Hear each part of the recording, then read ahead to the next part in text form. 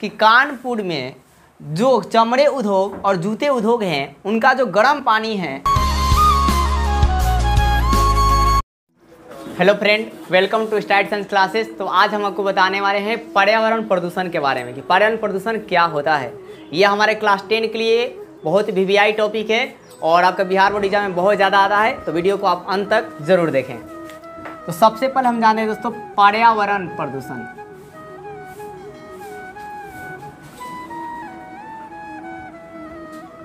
तो पर्यावरण प्रदूषण क्या होता है? तो दोस्तों जब पर्यावरण में अवांछनीय पदार्थ मिल जाते हैं तो उसे पर्यावरण प्रदूषण कहते हैं। आपने क्या सुना कि जब पर्यावरण में अवांछनीय पदार्थ मिल जाएगा तो उसे क्या कहा जाएगा? पर्यावरण प्रदूषण कहा जाता है।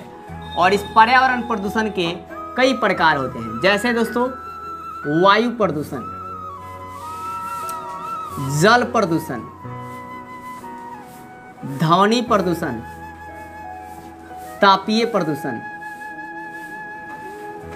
अब जिसमें हम लोग एक एक करके देखेंगे दोस्तों। सबसे पहले हम जानते हैं कि वायु प्रदूषण क्या होता है। वायु प्रदूषण क्या होता है दोस्तों? तो दोस्तों वायु में अवांछनीय पदार्थ मिल जाते हैं। जब वायु में अवांछनीय पदार्थ या अपशिष्ट पदार्थ मिल जाता है या अपशिष्ट गैसें मिल जाती है तो उसे वायु प्रदूषण होता है। अब वायु प्रदूषण किसे होता है? तो कल कारखानों से। जैसे देखिए कल कारखानों से जो आपके धुआं निकलते हैं और उन धुओं में क्या होता है कि CO2 और SO2 गैस पाई जाती है। उन धुओं में क्या पाते हैं? CO2 और SO2 गैस पाई जाती है।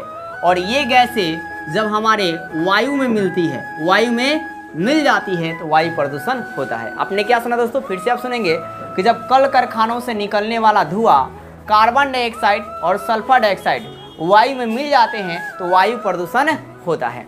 अब इस वायु प्रदूषण से दोस्तों क्या होता है कि अम्लीय वर्षा होती है। आप नोट कर लीजिएगा, वायु प्रदूषण से क्या होता है? अम्लीय वर्षा होती है। और इस अम्लीय वर्षा से क्या होती है कि मिट्टी की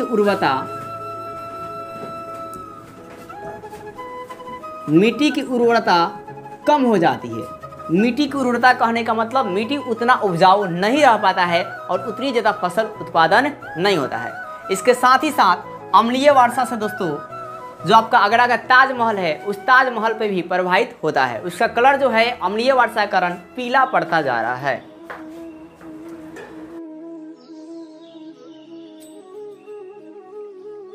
अब दूसरा हम दोस्तों जल प्रदूषण को देखते हैं।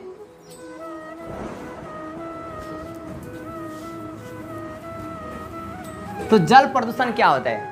तो दोस्तों है क्या कि जब जल में अपशिष्ट पदार्थ मिल जाएगा उसे जल प्रदूषण कहेंगे। दोस्तों नाम पर डिफिनीशन याद कीजिए। जल में जब अपशिष्ट पदार्थ मिल जाता है तो उसे जल प्रदूषण कहते हैं।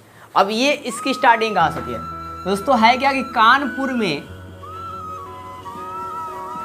में जो चमड़े उद्योग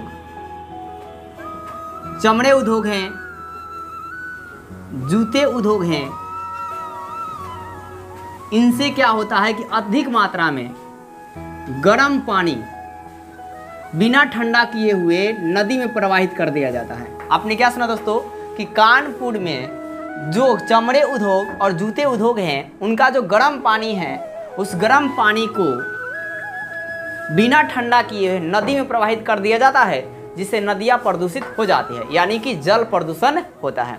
आपने क्या सुना दोस्तों कि कानपुर में चमड़े उद्योग और जूते उद्योगों से जो गर्म पानी निकलते हैं उन गर्म पानी को डायरेक्टली बिना ठंडा किए हुए नदी में प्रवाहित कर दिया जाता है, जिससे जल प्रदूषण होता है। और इस जल प्रदूषण के कारण आपका उस नदियों में फ्लोराइड की मात्रा बढ़ गई है।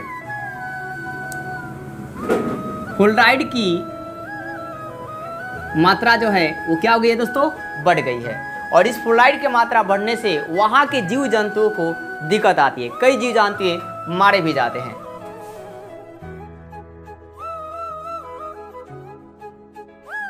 अब नेक्स्ट दोस्तों ध्वनि प्रदूषण को देखते हैं कि ध्वनि प्रदूषण क्या होता है। दोस्तों वैसे ही लिखा जाएगा डिफिनीशन कि वैसा प्रदूषण, क्या सुना आपने? वैसा प्रदूषण जब ध्वनि में अवांछनीय ध्वनि प्रवेश कर जाती है तो उसे ध्वनि प्रदूषण कहा जाता है।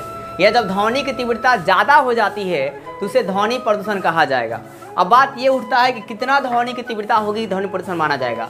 तो दिन के समय में दिन के समय में अगर 45 डेसिबल से, ध्वनि की इकाई दोस्तों डेसिबल होती है। आपने पहले क्या रखेगा, ध्वनि की इकाई क्या होता है, तो डीबी मतलब डेसिबल, इसकी इकाई है, मतलब मात्र मापने का इकाई है। तो ध्वनि की इकाई या यूनिट क्या होता है, तो डेसिबल होता है, मतलब इसी से इसको मापते हैं। तो ध्वनि की तीव्रता अगर दिन के समय 45 डेसिबल से ज़्यादा हो जाएगा तो उसे ध्वनि तीव्रता, ध्वनि प्रदूषण कहते हैं।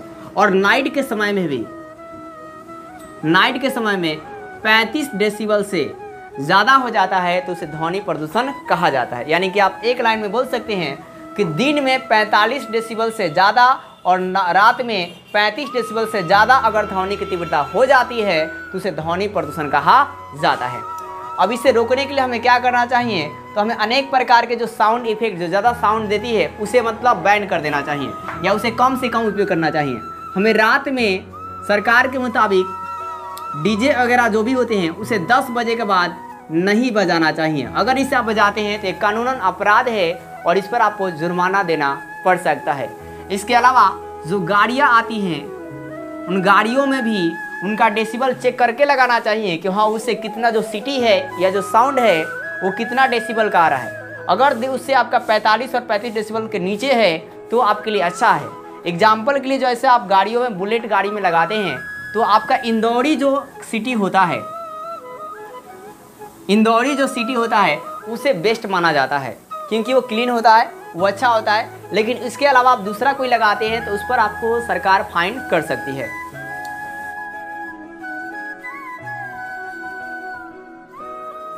अब दोस्तों तापीय प्रदूषण को हम देखते हैं कि तापीय प्रदूषण क्या होता है।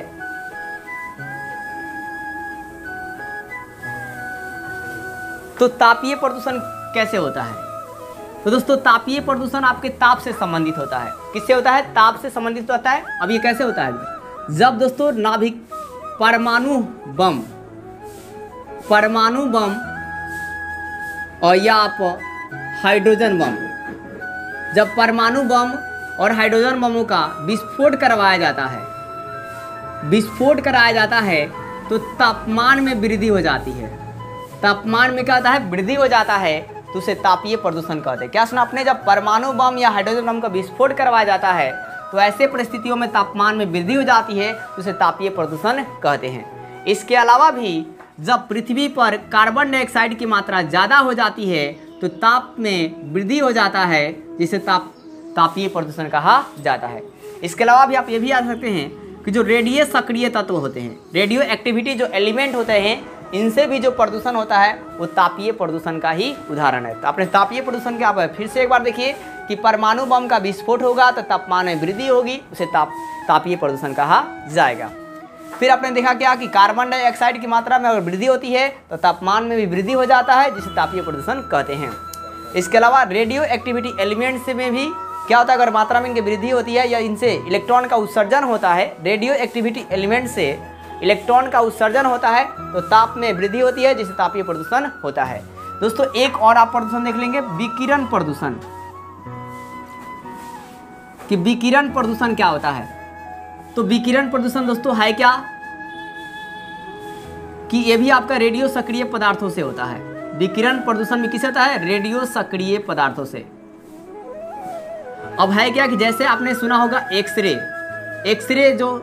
से जो आपके किरणें निकलती है तो उस किरणों से विकिरण प्रदूषण होता है। इसके अलावा जो सूर्य के तापमान में भी जब वृद्धि होता है तो इससे भी विकिरण प्रदूषण होता है।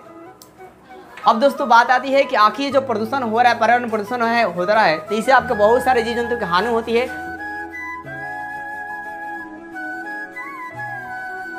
तो दोस्तों ये आपने पर्यावरण प्रदूषण के बारे में अच्छे समझ लीजिए और आपको आगे के जो वीडियो है आपका पर्यावरण प्रदूषण को कैसे रोका जाए, अगर इस बात को जानना है तो आपको नेक्स्ट वीडियो में नेक्स्ट टॉपिक के साथ आपको मैं मिलूंगा। तो जय हिंद, जय भारत।